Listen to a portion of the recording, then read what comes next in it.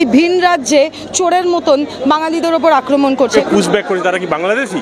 বাংলায় কথা বললেই বাংলাদেশি হয়ে যাবে? যে সমস্ত রাজ্যে বাঙালি আছে তাদেরকে যে আমরা একের পর এক গ্রেপ্তার হতে দেখছি, এটা তো কোনো পলিটিক্যাল অ্যালিগেশন না, এটা এই বিজেপি সরকার অন্তত বাংলাকে সুখে দেখতে চায় না।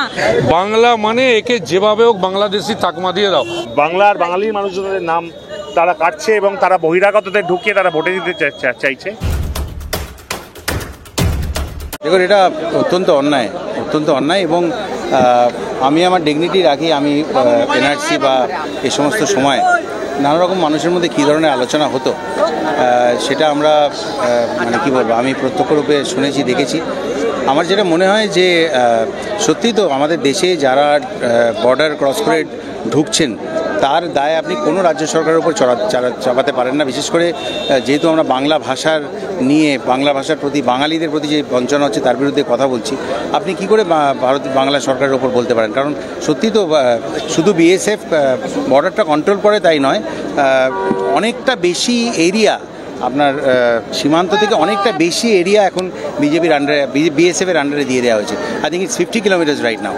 আর অনেকটা অঞ্চল বিএসএফের আন্ডারে দিয়ে দেওয়া হয়েছে। তারপরে যদি মানুষ ঢোকে কোনোভাবে, তাহলে সেটা তো অ্যাবসলিউটলি হোম মিনিস্ট্রির একটা ফ্যাক্টর, তাদেরকে তো দেখতে হবে। তো সেখানে শুধুমাত্র অ্যালিগেশন দেওয়া এবং যে সমস্ত রাজ্যে বাঙালি আছে তাদেরকে যে আমরা একের পর এক গ্রেপ্তার হতে দেখছি, এটা তো কোনো পলিটিক্যাল অ্যালিগেশন না, এটা ফ্যাক্ট। এটা কেন হচ্ছে তার বিরুদ্ধে আজকে দেখুন, আমার মনে হয় আজকের র্যালিতে প্রচুর অ্যাপলিটিক্যাল মানুষ ছিলেন যারা বাংলা ভাষার প্রতি বঞ্চনা বা বাঙালিদের প্রতি বঞ্চনার বিরুদ্ধে রুখে দাঁড়িয়েছেন। আর সত্যি আরেকটা যদি আপনি যেটা বললেন, উনি আমার বউ পাঞ্জাবি, ওর সঙ্গে আমার প্রায়শই এটা নিয়ে তর্কাতর্কি হয়। মানে ডেটা নিয়ে হয় যে আন্দামানে সেলুলার জেলে 70% বাঙালির নাম আছে, 30% পাঞ্জাবি। তো বাঙালিদের একটা বিরাট বড় অবদান আছে। তো কী করে আপনি এভাবে তার উপরে এই অন্যায়টা করতে পারেন? আমার মনে হয় যে আজকের র্যালির সুবাদে এবং আগামী দিনেও এই মেসেজটা প্রত্যেক বাঙালির কাছে যাবে, যাতে এর বিরুদ্ধে লড়াই চালিয়ে যেতে পারে বাঙালিরা এবং আমরা সবাই। Thank you. এইটা আমরা সহ্য করতে পারি না। বাংলা ভাষায় কথা বলার জন্য যদি বাঙালিদের নিগৃহীত হতে হয়, তাহলে আজকে বাংলার বাঘিনী পথে নেমেছে। আগামী দিনে আমরা একবার না 100 বার পথে হাঁটবো এবং বাংলায় তো প্রতিহিংসা পরায়ণ রাজনীতি করে কিছু করতে পারছে না, তাই ভিন রাজ্যে চোরের মতন বাঙালিদের ওপর আক্রমণ করছে। এটা আমরা কোনো মতে সহ্য করব না। আর এটার প্রতিবাদে আমরা আজ থেকে সরব হয়েছি। আগামী দিনে যাবতীয় আন্দোলন যা করতে হবে আমরা সংগঠিত করব। মতুয়া সম্প্রদায় কি? হিন্দু না মুসলমান? এরা তো হিন্দুদের রক্ষক। তাহলে মতুয়া সম্প্রদায়ের ওপর এই অমানবিক অত্যাচার হচ্ছে কেন? পুনাতে হয়েছে আজকে, ভাই এটার তো কোনো কারণ হতে পারে না। করবে না, কারণ এরা অরিজিনাল হিন্দু আমার মতে না। এরা হিন্দু ধর্মটাকে নিয়ে ব্যবসা করতে নেমেছে, হিন্দু ধর্মটাকে নিয়ে এরা রাজনীতি করতে নেমেছে। আর আমরা হিন্দু ধর্মের সম্মান রাখতে নেমেছি। হ্যাঁ, তো মুখ্যমন্ত্রী পথে নেমে রাজনীতি করছে না, বাংলার বাঘিনী বাংলা ভাষাকে বাঁচাতে পথে নেমেছে। একটা পার্থক্য আছে। সেটা তো একটু আগে মমতা বন্দ্যোপাধ্যায় বলেছে, আমরাও বলছি। এটাই হচ্ছে বিজেপির ন্যারেটিভ, এটাই হচ্ছে বিজেপির জানবেন, ওটাই এজেন্ডা।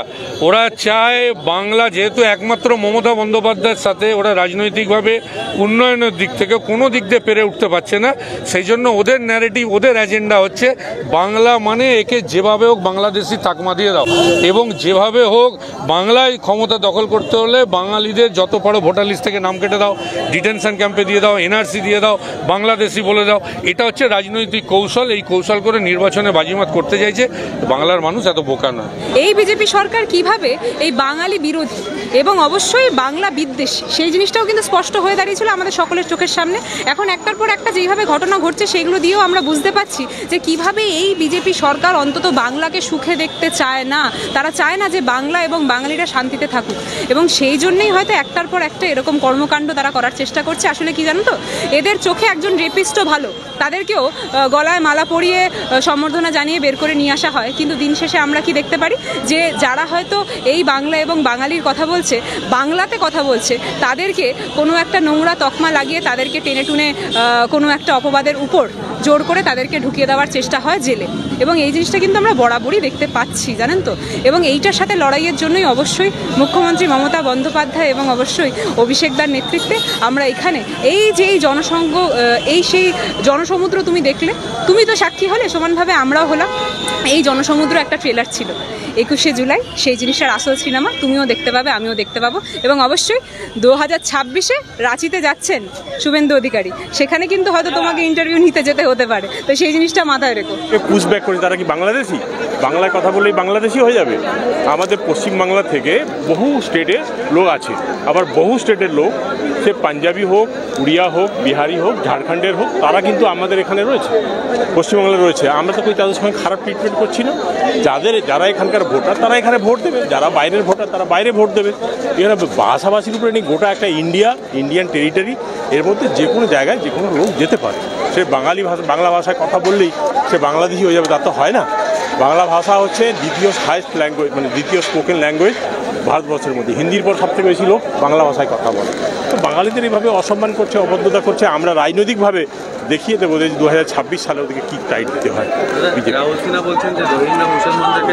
রোহিঙ্গা মুসলমান কোথায়, তাকে ফাইন্ড আউট করো, তার নামে 14 অ্যাক্ট করো। বাট সিটিজেনদের উপরে 14 ফরেনার্স অ্যাক্ট হয় না।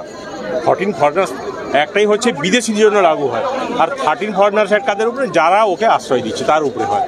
তো 13 ফরেনার্স অ্যাক্ট ইমপ্লিমেন্ট করাটাই ভুল, কমপ্লিটলি রং একটা ডিসিশন। তো সেইটাই আমরা প্রতিবাদ করতে হবে, প্রতিবাদ পৌঁছাবো।